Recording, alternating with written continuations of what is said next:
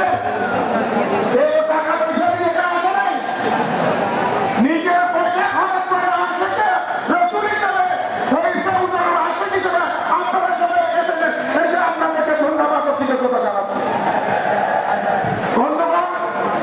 আজকে যত বেশি নিজেরা আপনাদেরকে ভালো দেওয়া হচ্ছে, আমি পুরো রাস্তা হেঁটে এসেছি, গত বছরের চেয়ে গত 10 বছরের চেয়ে এই বছর সবচেয়ে বেশি এই ঈদে আমি মিজানন্দে মানুষ শেষ হয়েছে, এই জন্য আমি আপনার দরবারে শুকরিয়া আদায় করছি। যাই হোক, আমরা সবাই আজকে রসুল হিসেবে আমাদের জীবন গঠন করবো,